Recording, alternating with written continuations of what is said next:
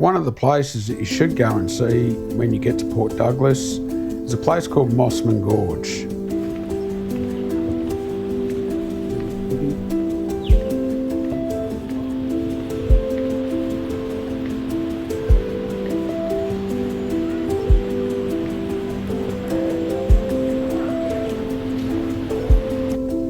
Buses will take you up to the walking tracks and the swimming holes.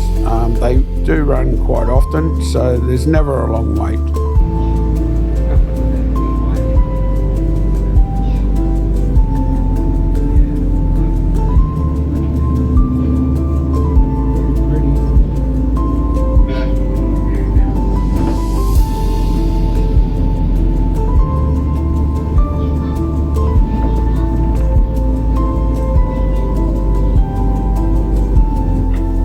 Take these fantastic little walking tracks that give you a look over the rainforest.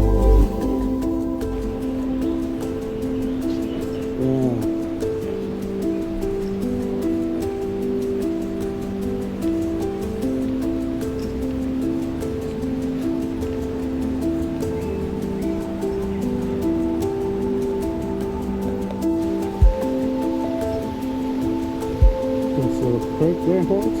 What is it, Friday? This way.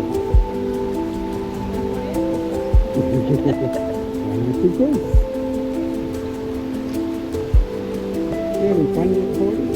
Oh, I'm having the best time.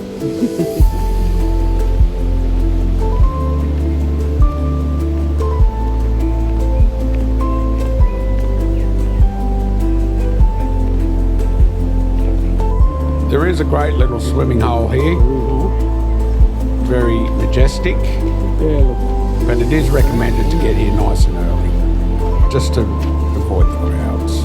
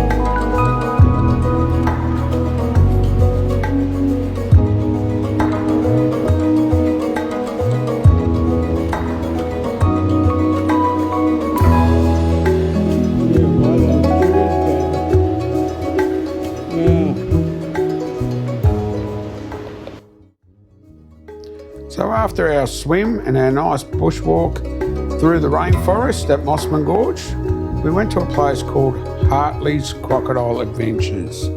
Highly recommended to go to.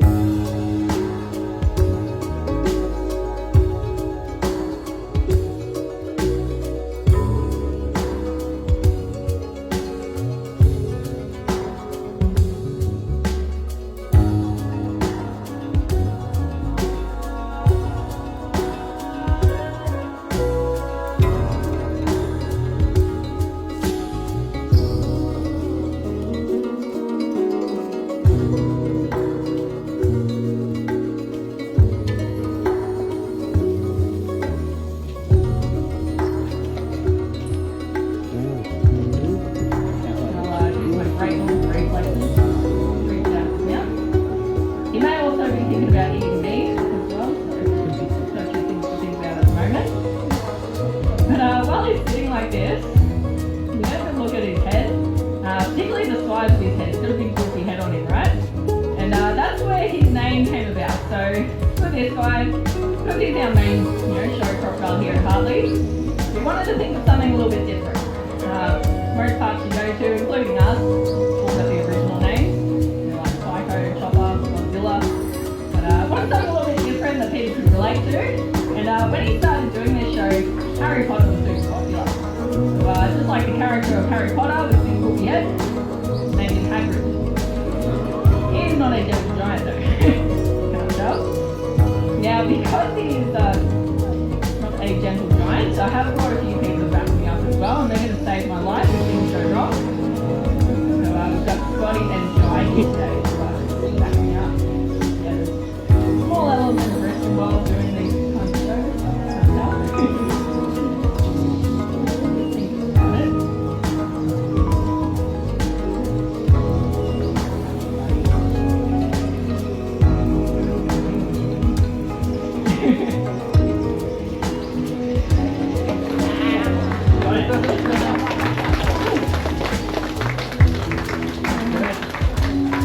You got a little piece for me there, Scott.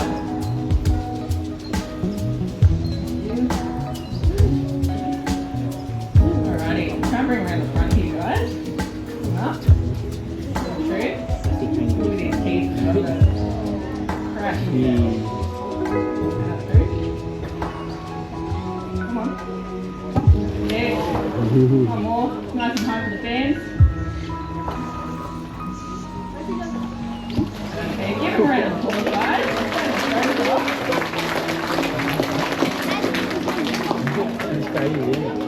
Now, what Hagrid's going to be doing throughout this little demonstration is he's going to be trying to set up in some kind of ambush position. He can't help himself instinctually because these guys are very dangerous animals. They've been around for millions of years, so they've had a lot of time to perfect their hunting techniques and a lot of different adaptations that evolved to have too. Now, when he moves around in the water, you'll notice there's very little ripples or disturbance. So that's believed to be thanks to osteoderms, the lumps and bumps that run along their back, little bony plates in the skin. They have a few different functions. The main one I'll be talking about is the fact that they're all slightly offset. So it's believed as he swims just millimeters under the water, they create like countercurrents over their back. So they're not breaking that surface tension. So they can creep in very close with you having no idea. And the water's not even that deep out there. It's about a foot deep. I see you there. Sorry, Frankie. And that there is what we call the minimum exposure posture. That's paper buck, dude. He thinks it's more chicken. Oh my goodness. You're meant to be a big apex predator, dude. Yeah. Maybe a little bit silly. But yeah, what he's doing there, minimum exposure posture. So they're almost neutrally buoyant, just like fish. So with minor adjustments, they can rise up in the water or they can submerge. And when he rises like that, he's only exposing about 2% of his whole body mass for three main senses. So through evolution, those three main senses, the eyes, the ears and the nose, they've all kind of risen to be on a raised platform. So he can scope the environment, look for any potential prey without giving away his full size. Now when it comes to their prey items, these guys, they're described as indiscriminate, opportunistic carnivores. So as long as it's meat or another animal, they're not too picky about it. And depending on the size of the croc, they're targeting anything from the Asiatic water buffalo to tiny little mudskippers as well. So we're definitely on their menu. So creepy today, hey? And those crocodile attacks too, when they ambush their prey, which is their main technique. So they're actually using the same techniques their ancestors were using to hunt the dinosaurs. So yeah, long time to perfect them. So he's described as a semi-aquatic ambush predator, which is targeting land-based prey at the water's edge. It's like he's found some chicken or something down there. So when it comes to their attacking style, it usually starts with that minimum exposure posture. They'll scope the environment, look for that prey, and then they'll duck under. Now, what's really creepy about these guys is they don't even need to be able to see you to be hunting you. So on pretty much every scale of Hagrid's body, tiny little pressure receptors. They're called integumentary sensory organs. They're little dome-like structures in the skin with nerve endings attached. So they can pick up on any slight changes of pressure in the water around them. So any splashes, water droplets, even me just walking heavy-footed along the bank, he can feel that. And then he can creep in close. Now, while you're up here in crocodile country, the general recommendation when you're around the waterways is 5 metres back from the water's edge at all times, just in case one has a crack at you and launches out, because they just use their big tail to launch themselves up. On a good day, average chin would land about where my toes are, so 5 metres back. This goes for like when you're fishing as well. We see it a lot of the time on our drive to work. You know, people standing out in knee-deep water, thinking they'll see a croc coming before croc sees them. It's not going to happen. So 5 metres back. You can't cast more than 5 metres. Get another hobby. You're not good at fishing. Now, crocodiles here in Australia too. They have been a protected species for the last 50 years now in Queensland alone. So they're a lot more common these days. They just don't put it on the brochures too much for everyone. But they do manage the species. So around the park, our crocodiles have got all different backgrounds. You might have met a few of our boys who have come to us from the wild after they're labelled as what's known as problem crocodiles. They're getting up to a bit of mischief or trouble. So they come to places like this to do their time. If you know they're targeting livestock, taking people's dogs in built-up areas. They either get put on display for education or they become breeders on crocodile farms. Now, a common question we often get asked when it comes to our problem crocs is, why are they relocated here? Not somewhere else, 1,000 kilometres away, there's not many people around, won't be as much of a risk. Now, they actually tried that in the past quite a few times, and they quickly realised it wasn't working for these animals. So if you look back through evolution, crocodiles, their closest living relatives these days are birds, compared to like snakes and lizards. And something they share in common with birds is the presence of magnetoreceptors in their inner ears. So your migratory birds use them. They're like homing pigeons in the reptile world. So to give you an example of how it works, there was a croc relocated from the western side of Cape York over the tip of Queensland to the eastern side. They placed a satellite tracker on that crocodile's back and released it. And what they saw this crocodile did is it swam back out to the ocean, went up against ocean currents, and ended up about 100 metres away from where it was trapped and removed from just a few weeks later. Another example, a bit closer to home, was around Trinity Inlet, so Cairns Esplanade. There was a croc relocated from there up past Cape York. Within 4 weeks, that croc was back in the same river system. So instead, they come to places like this to do their time, just to reduce any human-crocodile conflict. He's looking very keen. I might see if I can bring him out and just try and just a bit of what they're capable of.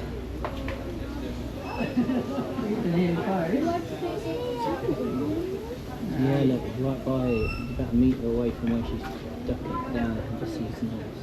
Yeah, sounds good. Coming up. Coming up.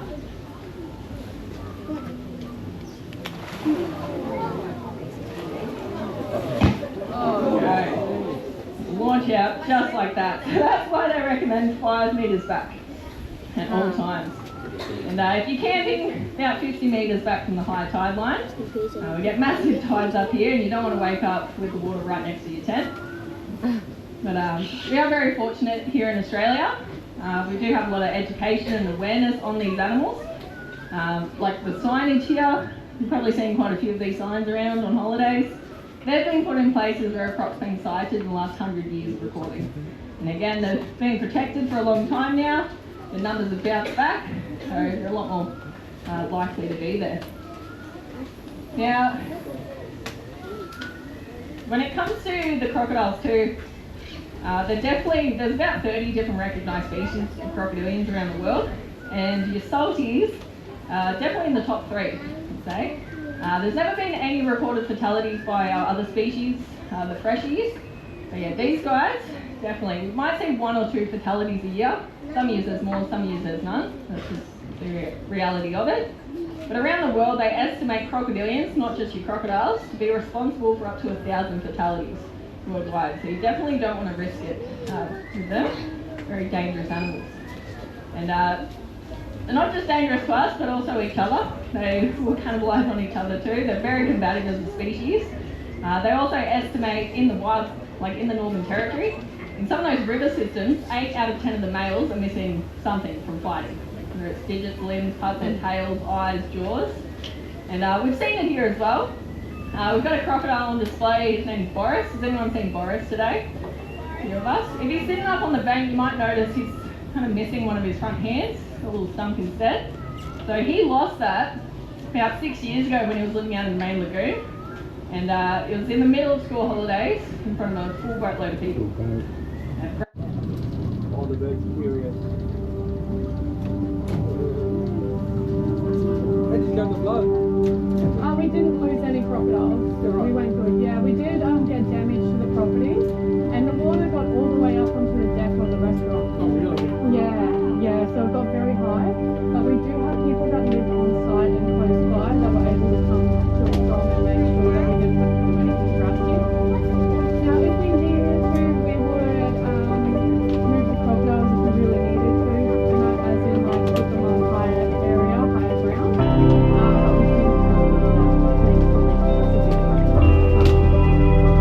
Especially considering we have 30 crocodiles. That's a lot.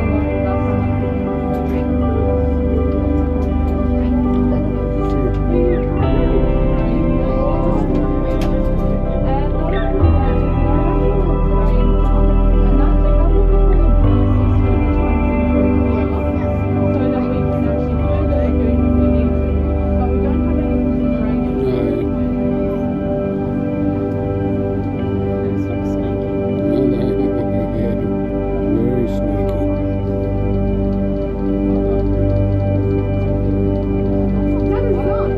That's not a big bully. Yeah. Sorry guys, I can't stop here because I get blown into the high river. So I just have to keep going. Now we don't interact with them too much because he's mostly smash your glass.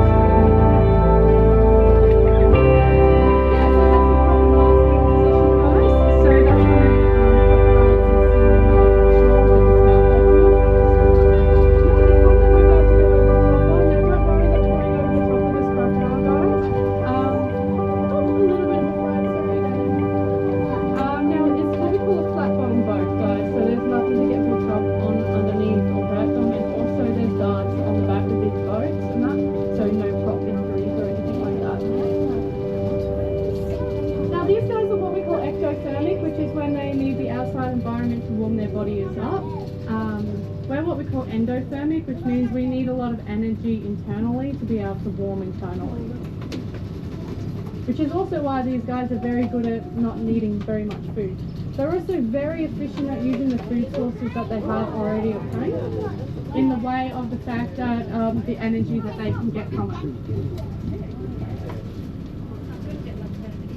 He's got his mouth open too. Yeah, so sometimes they do that because they get a little bit too warm, so they decide to sit partially in the water, so it keeps their body temperature nice and decent. Yeah, there you go. I think that's Colgate, that one. Colgate, yeah, I know, right? Because she has pearly white teeth. Yeah, that's it, yeah. Which is a bit deceiving considering that crocodiles don't brush their teeth, and also the fact that they change their teeth. They'll have a new set of teeth roughly every 2 years. Okay, so we're coming up to the most dangerous part of the tour, me parking the boat.